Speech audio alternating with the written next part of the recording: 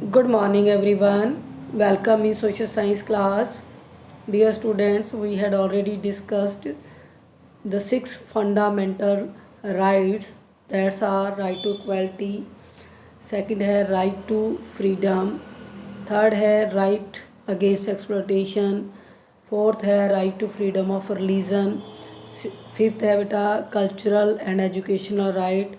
And last one is right to constitutional remedies. In this topic, we had also discussed about the restrictions on imposed on fundamental rights. Now in this class, we will discuss about the fundamental duties. We know we have some fundamental rights as well as we have some fundamental duties. This duties also mentions in the constitutions. So let's begin to read the chapter. Rights without duties are meaningless. It has been rightly said, rights without duties are meaningless, कि जो rights हैं वो meaningless हैं अगर हम अपनी duty को perform नहीं करते। और यह सही कहा गया है कि if a person does not perform her और his duty other can not enjoy their rights. अगर कोई भी पर्सन अपनी ड्यूटी को परफॉर्म नहीं करता तो कोई भी पर्सन जो है इंजॉय नहीं कर सकता अपने राइट्स को। सो ड्यूटीज़ प्रेसीड्स राइट्स।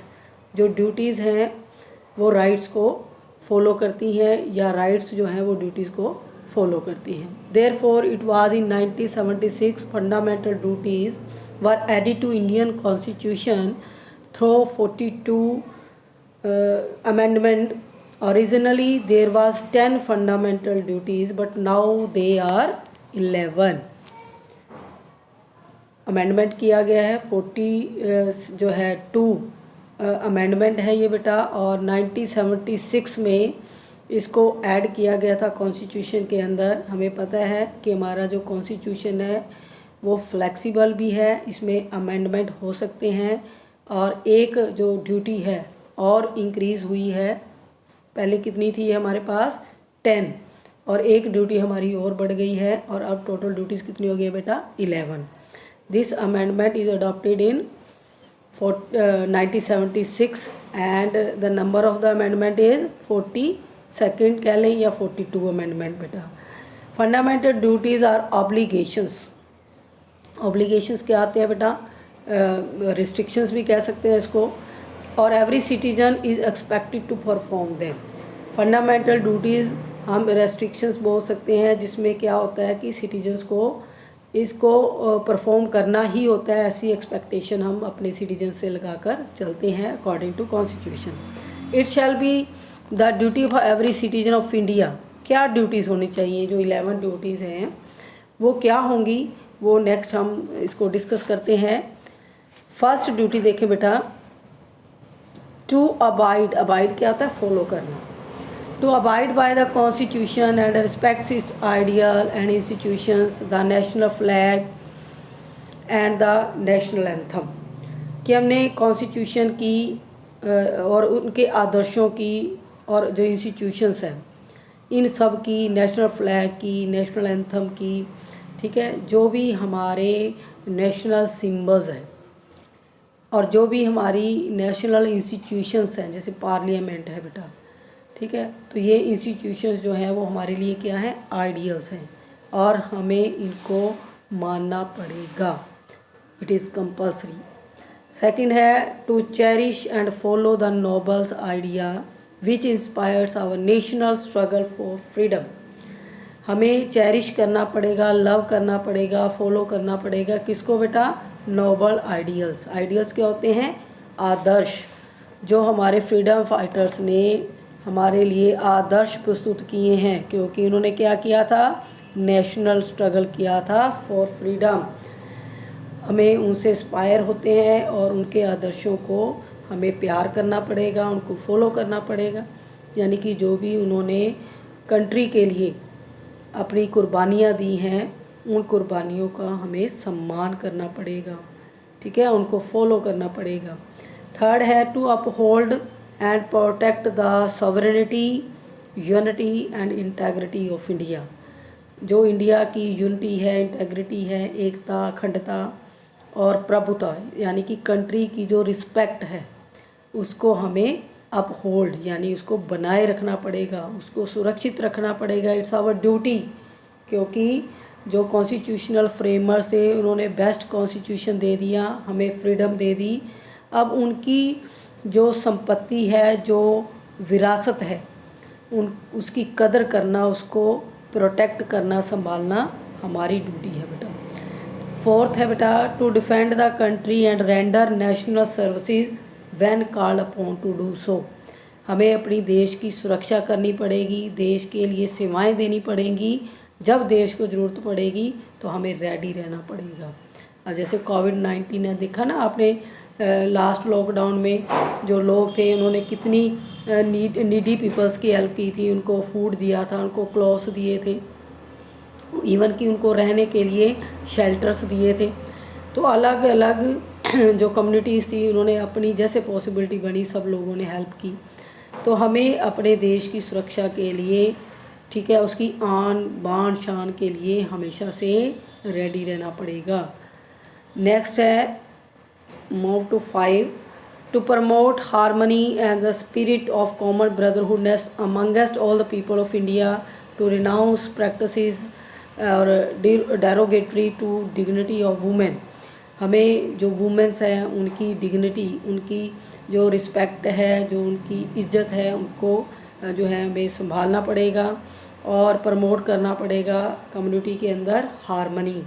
और क्या करना पड़ेगा, ब्रदरहुडनेस, भाईचारे की भावना, यानी कि अपनी कंट्री का, अपनी कम्युनिटी का, सोसाइटी का ऐसा माहौल हमने बनाना है जिसमें क्या हो, पीस और हारमनी, भाईचारा, शांति। तो ये चीज़ें जो है हमें प्रमोट करनी पड़ेंगी। 6 है to value and preserve the rich heritage of our composite culture. जो हमारी सभी की संस्कृति है, क्योंकि यहाँ पर बहुत सारी कास्ट और लैंग्वेज के लोग रहते हैं तो सबकी कल्चर अलग अलग है। तो इस डाइवर्सिटी को क्या करना पड़ेगा, हमें प्रिजर्व करना पड़ेगा, उसकी वैल्यू को जानना पड़ेगा। तो जो हमारी विरासत है, हेरिटेज है, उसको संभालना भी हमारी ड्यूटी है। So next to the move to the next one. 7 है बेटा, to protect and improve the natural environment including forest, lakes, rivers and wild life and have to compassion for all living creatures. हमें किसको protect करना पड़ेगा और improvement किस में करनी पड़ेगी, जो नेचुरल एनवायरनमेंट है बेटा, जो नेचर ने हमें फ्री ऑफ कॉस्ट रिसोर्सेज दिए हैं, जैसे forest, lakes, rivers, wildlife, इन सब को हमें क्या करना पड़ेगा, प्रोटेक्शन देनी पड़ेगी। क्योंकि हमारी एग्जिस्टेंस तभी पॉसिबल है जब ये एग्जिस्ट करते हैं अर्थ के ऊपर, ठीक है। तो बायोडाइवर्सिटी का इम्पोर्टेंट पार्ट है ये चीज़ें और हम भी उसको यूज़ कर रहे हैं। तो ये हमारी ड्यूटी है, we have to follow and protect the ideas and natural resources बेटा। पॉइंट 8 में देखें क्या ड्यूटी है, टू डेवलप साइंटिफिक टेम्पर। हमारे को क्या डेवलप करना है, ये चीज़ें तो हमने प्रोटेक्ट करनी है, साथ साथ में जो साइंटिफिक टेम्पर है, जो हमारा दृष्टिकोण है, वैज्ञानिक दृष्टिकोण, इसको भी इम्प्रूव करना पड़ेगा। ह्यूमनिज़म को अडॉप्ट करना पड़ेगा। ह्यूमनिज़म क्या आता है, इंसानियत और spirit of inquiry and reforms. जो भी कमियां हैं सोसाइटी के अंदर, ठीक है, उनको रिफॉर्म करना पड़ेगा। और स्पिरिट जो हमारे अंदर, ये स्पिरिट होनी चाहिए, ये विल होनी चाहिए कि हम इनको करेंगे। 9 है बेटा, to safeguard public property and to abjure violence. Public property जो भी हम यूज़ करते हैं, जैसे रोड्स यूज़ करते हैं, रेलवे यूज़ करते हैं, पार्क्स यूज़ करते हैं और नेचुरल रिसोर्सेज जिनके ऊपर सभी का अधिकार है, ठीक है, पब्लिक प्रॉपर्टी उसको बोलते हैं बेटा, उसको भी सेफ गार्ड करना पड़ेगा और वायलेंस से दूर रहना पड़ेगा। यानी कि मारपीट, लड़ाई झगड़ा, अशांति, इस चीज़ों को दूर रखना पड़ेगा। 10 है to strive towards excellence in all spheres of individual and collective activities so that the nation constantly rises to higher levels or endeavor and achievements। हमें ऐसे काम करने पड़ेंगे जिससे हमारा देश कॉन्स्टेंटली क्या था बेटा, कंटिन्यू क्या करे, राइज टू हायर लेवल्स, और ऐसी अचीवमेंट्स जो हैं कंट्री को मिले हमारी वजह से, ये हमें कोशिश करनी पड़ेगी। चाहे हम इंडिविजुअल करें या कलेक्टिवली करें, तो सभी जो मेंबर्स हैं कम्युनिटी के, सोसाइटी के, उन सब की रिस्पॉन्सिबिलिटी है कि वो जो है एक्सीलेंस दिखाएं, अपनी डेडिकेशन दिखाएं सोसाइटी के लिए। 11 है बेटा, पेरेंट्स और guardians should provide opportunities for education to her his child और ward between the age of 6 and 14 years. This amendment is added in 2002 and the amendment number is 86th. 86वें amendment में जो 2000 में लागू किया गया था, उसमें एक और ड्यूटी ऐड की गई थी। वो क्या थी कि जो पेरेंट्स हैं और गार्डियंस हैं, वो लोग, उनकी पूरी ड्यूटी बनती है कि वो अपने बच्चों को जो कंपलसरी एजुकेशन है वो ज़रूर दिलवाएं बेटा। जो 6 to 14 एज में आती है, एलिमेंट्री एजुकेशन होती है इसमें, तो वो बच्चे को वो अपॉर्चुनिटी ज़रूर दे, यानी कि अपने बच्चों को जो है लिटरेट करें बेटा। नेक्स्ट टॉपिक है हमारा directive principle of state policy, यानी कि ये स्टेट्स के लिए कुछ लॉ बनाए गए हैं कॉन्स्टिट्यूशन के अंदर कि स्टेट जब भी अपने स्टेट के सिटीजन्स के लिए, स्टेट के पीपल्स के लिए कुछ करते हैं तो इसको ज़रूर ध्यान में रखें बेटा। तो क्या होते हैं directive principles? Directive principle of state policy are guidelines और इंस्ट्रक्शंस। ये कॉन्स्टिट्यूशन के अंदर कुछ गाइडलाइंस हैं, कुछ इंस्ट्रक्शंस हैं, निर्देश हैं किनको, स्टेट्स को, कि government at all levels are expected to frame their policies in accordance with these principles with an aim to achieve our national goals and establish a welfare state in India।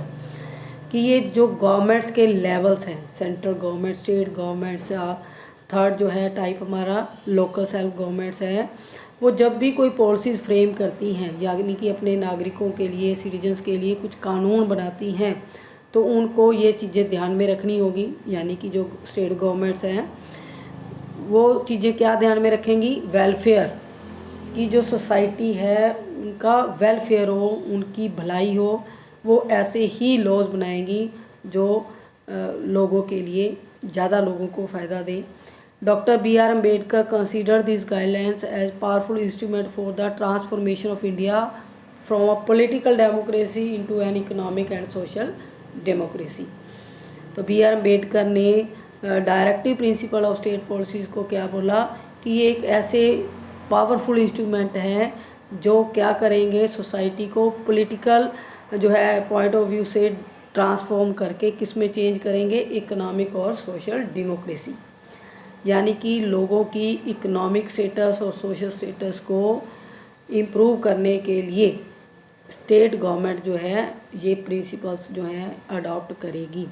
अब इनकी further divisions हैं, क्या state policy होनी चाहिए, तो ये classification सब read करते हैं। Next, classification of the directive principles.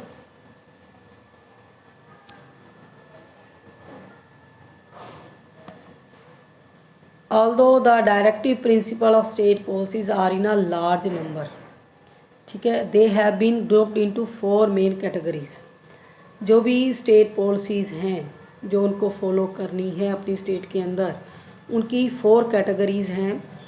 ठीक है, उसको अगर हम वास्ट उसकी जो है डेफिनेशन करना चाहते हैं और उसका कंसेप्ट समझना चाहते हैं तो इसको 4 कैटेगरीज़ में डिवाइड किया है। किसको बेटा? डायरेक्टिव प्रिंसिपल्स को। क्या है? Economic principles, social principles, Gandhian principles. Principles क्या होते हैं बेटा? सिद्धांत। Principles related to international peace and security. Only 2 principles from each categories are being given below to make you understand the nature of directive principles। अब इनकी भी further division है। ये जो 4 मेन कैटेगरीज़ हैं इनके अंदर भी बहुत सारे रूल्स और रेगुलेशन हैं। इनमें से 2 जो हैं वो आपको अंडरस्टैंड कराने के लिए बुक में दिए गए हैं एग्जाम्पल के तौर पर। फर्स्ट देखें, इकोनॉमिक प्रिंसिपल्स, जो आर्थिक सिद्धांत है। इसके अंदर स्टेट को क्या फॉलो करना पड़ेगा, क्या करेगी state? To secure equal pay for equal work for both man and women. State government इस चीज़ का पूरा ध्यान रखेगी कि जो मैन है वुमेन है वो सेम वर्क के लिए उनको सेम सैलरी मिले। तो ये जो सिक्योरिटी है, सेफ गार्ड जो है, स्टेट गवर्नमेंट करती है बेटा। Equal pay for equal work. To provide adequate, adequate क्या होता है? Sufficient means of livelihood for all. तो स्टेट गवर्नमेंट की ड्यूटी होती है कि जो स्टेट में पॉपुलेशन है, लोग हैं, क्वालिफाइड हैं या अनस्किल्ड हैं या इलिटरेट हैं, उन लोगों के लिए जो मीन्स ऑफ लिवलीहुड है, जो एम्प्लॉयमेंट है, वो प्रोवाइड करवाए ताकि सभी को काम मिले, सभी की इनकम हो और सब क्या कर सकें? गुजारा कर सकें। लिवलीहुड क्या होता है बेटा? अपने जीवन को चलाने के लिए जो बेसिक नीड्स हैं उनको हम फुलफ़िल करते हैं थ्रू मनी। तो जो इनकम है, सैलरी है, वो एडिक्वेट हो, इस चीज़ का भी केयर कौन करेगी? State government. और सोशल प्रिंसिपल्स में देखते हैं क्या आता है बेटा? सामाजिक सिद्धांत क्या होने चाहिए स्टेट गवर्नमेंट के? To make efforts to raise the standard of living and public health. State government की फुल ड्यूटी रहेगी कि पब्लिक हेल्थ और एजुकेशन, ठीक है, उसके ऊपर जो है पूरा ध्यान देगी गवर्नमेंट। और जो लोगों का लिविंग स्टैंडर्ड है, यानी कि जो वीकर सेक्शन है उनका भी जो लिविंग स्टैंडर्ड है वो इक्वल हो, इक्वलेंट हो एज अ अपर क्लास, इस चीज़ को पूरा ध्यान में रखेगी, केयर करेगी स्टेट गवर्नमेंट। सेकंड है to guard children against exploitation and moral degradation. जो चिल्ड्रंस हैं, जो बच्चे हैं, उनका जो एक्सप्लॉयटेशन करते हैं, जो वीकर सेक्शन हैं, वो क्या करते हैं? अपने बच्चों को डेंजरस वर्क जो है उन करवाते हैं जिससे उनकी जान को खतरा हो सकता है। उनको स्कूल में भेजने की बजाय कहाँ भेजते हैं? होटल्स में, ढाबाज में, फैक्ट्रीज़ के अंदर, ताकि वो काम करें और पैसा कमाएं। तो उस चीज़ को भी देखेगी, चेकआउट करेगी स्टेट गवर्नमेंट। और जो उनके साथ एक्सप्लॉयटेशन हो रहा है बच्चों के साथ, उसको रोकेगी।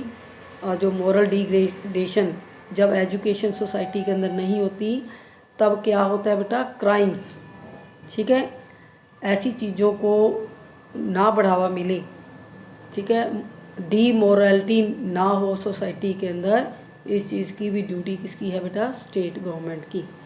नेक्स्ट है गांधीयन प्रिंसिपल्स। ये गांधी जी के सिद्धांत हैं। वो क्या चाहते थे, उनकी क्या विल थी कि स्टेट गवर्नमेंट को फॉलो करना चाहिए? To organize village panchayat. ये जो आइडिया था पंचायत का, ये गांधी जी के दिमाग में आया था और गांधी जी ने ही सबसे पहले, मतलब उनका आइडिया था। और सबसे पहली जो पंचायत थी वो राजस्थान में एक नागौर डिस्ट्रिक्ट है, वहाँ से स्टार्ट हुआ था बेटा। अपने इंडिया में जो पंचायती राज सिस्टम था उसकी स्टार्टिंग जो थी ये कब हुई थी, कहाँ हुई थी? नागौर ज़िले में, राजस्थान में। और किसकी विश को पूरा करने के लिए की गई थी इंडिपेंडेंस के बाद? गांधी जी की विश को पूरा करने के लिए। तो सेकंड है टू प्रमोट कॉटेज इंडस्ट्री, यानी कि लोगों की इनकम कैसे कंटिन्यू होगी अगर जो अनस्किल्ड हैं, जो एजुकेटेड नहीं है, वो क्या करेंगे? वो घर पे ही अपने छोटे मोटे जो कुटीर उद्योग हैं, जो घरों में ही लगाए जा सकते हैं इंडस्ट्रीज़, उनको वो लगाएंगे। जैसे हैंडलूम्स है तो बेटा ये घर में ही होता है, या छोटी मोटी मैन्युफैक्चरिंग इंडस्ट्रीज़ लगा लेते हैं जिसमें मैन जो लेबर है वो फैमिली ही जो है उसमें काम करती है। तो गांधी जी के यो दो ड्रीम थे, एक तो पंचायती सिस्टम होना चाहिए और दूसरा कॉटेज इंडस्ट्री को प्रमोट करना चाहिए। लास्ट है बेटा principles related to international peace and security. First है to maintain just and honourable relations between nations. अब इंटरनेशनल जो है पीस की बात जब आती है, सिक्योरिटी की बात आती है, तो तब भी हमें कुछ जो है रूल्स फॉलो करने पड़ते हैं। तो पहला क्या है? Maintain just and honourable relations. जो हमारे नेबरिंग कंट्रीज़ हैं या जो दूसरे नेशंस हैं उनके बीच में एक अच्छा रिलेशन, एक हेल्दी रिलेशन बनाया जाए, ठीक है। हम दूसरों की भी रिस्पेक्ट करें अगर अपनी चाहते हैं तो ऐसे ऑनरेबल रिलेशन होना चाहिए। To promote international peace and security, तो इंटरनेशनल पीस और सिक्योरिटी को बढ़ावा देने के लिए भी हमें स्टेप उठाने चाहिए। ठीक है, तो इसके भी कुछ प्रिंसिपल्स हैं जिनकी डिटेल यहाँ नहीं दी गई कि हम इंटरनेशनल पीस और सिक्योरिटी, जब हम दूसरों के बॉर्डर्स को, दूसरे की टेरिटरी को जो है रिस्पेक्ट देते हैं, तो दूसरे भी हमारी टेरिटरी को, हमारी कंट्री को रिस्पेक्ट देते हैं, तभी जाकर क्या होता है, पीस और सिक्योरिटी का माहौल बनता है बेटा। अब इनकी इम्पोर्टेंस क्या है, सिग्निफिकेंस क्या है। Why directive principle of state policy is important for us. Though the directive principles of state policies are non justiciable. State policy के जो प्रिंसिपल्स हैं, अब ये सारे एक मॉरल वैल्यूज़ हैं, भी ये होना चाहिए। सोसाइटी को अपग्रेड करना चाहिए, इकोनॉमिक कंडीशन को इम्प्रूव करना चाहिए, तो ये कुछ ऐसे ओनली गाइडलाइंस हैं। अब स्टेट की जो विल है, इच्छा है कि वो इसको मानती है या नहीं मानती, क्योंकि ये जस्ट बोले गए कि आप ऐसे करो। अब स्टेट की ऊपर डिपेंड करता है कि वो करती है या नहीं। तो ये जो प्रिंसिपल्स हैं, ठीक है, ये नॉन जस्टिकेबल हैं, यानी इनको हम कोर्ट के द्वारा ले नहीं सकते। जैसे हम राइट्स ले लेते हैं, हम उनकी डिमांड करते हैं सुप्रीम कोर्ट, हाई कोर्ट में जाकर कि हमारे राइट्स जो है वायलेटेड हो रहे हैं, तो हम गुहार लगा सकते हैं न्याय की। लेकिन अगर स्टेट जो है गवर्नमेंट इनको प्रिंसिपल्स को फॉलो नहीं करती, तो इसके लिए हम कहीं डिमांड नहीं कर सकते, क्योंकि ये मॉरल जो है वैल्यूज़ हैं और ओनली गाइडलाइंस है। जैसे हम आपको गाइडलाइन देते हैं, बेटा डेली काम करें, डेली अपना जो है होमवर्क करें, कॉपी कंप्लीट रखें, वो आपकी इच्छा है ना, आप करते हो या नहीं करते हो, है ना। तो ऐसे ही स्टेट की इच्छा है कि वो इन पॉलिसीज़ को अपनी स्टेट के अंदर फॉलो करती है या नहीं। Yet these are the moral obligations on the part of the government at all levels to work for the welfare of the people. क्योंकि जस्ट ये गाइडलाइंस हैं, ऑब्लिगेशंस हैं, ऑब्लिगेशंस मीन्स भी क्या आती हैं बेटा, गाइडलाइंस ही हैं, गवर्नमेंट को दी हैं, और सभी लेवल्स के ऊपर गवर्नमेंट इनको फॉलो भी कर सकती है अगर वो विल रखते हैं लोगों के लिए कि हमने उनका जो है पब्लिक वर्क्स हैं उनके वेलफेयर के लिए करने हैं बेटा। Many directive principles have been implemented and they have become either legislation or fundamental rights such as. कुछ इम्प्लीमेंट भी किए गए हैं डायरेक्टिव प्रिंसिपल्स और वो लेजिस्लेशन और फंडामेंटल राइट्स में ऐड किए गए हैं, जैसे राइट टू एजुकेशंस। अब एजुकेशन को प्रमोट करना स्टेट की इच्छा है, लेकिन इसको एक राइट बना दिया गया है, फंडामेंटल राइट, और उसमें ऐड कर दिया, तो इट मीन्स ये कंपलसरी हो गया है कि जो राइट टू एजुकेशन है, सबको अधिकार है शिक्षा लेने का, ठीक है। तो वो क्या है, फंडामेंटल राइट, चाहे वो लोअर कास्ट से है या अपर कास्ट से है, कुछ भी जो है डिस्क्रिमिनेशन नहीं होगा, सभी को राइट होगा एजुकेशन लेने का, किसी भी इंस्टीट्यूशन में या एजुकेशन सेंटर में बेटा। एनवायरनमेंट प्रोटेक्शन एक्ट, ऐसे ही एनवायरनमेंट को प्रोटेक्ट करने के लिए एक्ट बनाए गए हैं, और वाइल्ड लाइफ प्रोटेक्शन एक्ट बने हैं, तो वो भी पास है, और ये भी फंडामेंटल राइट्स के अंदर ऐड किया गया कि ये ड्यूटी है, इनको मस्ट फॉलो करना ही पड़ेगा बेटा।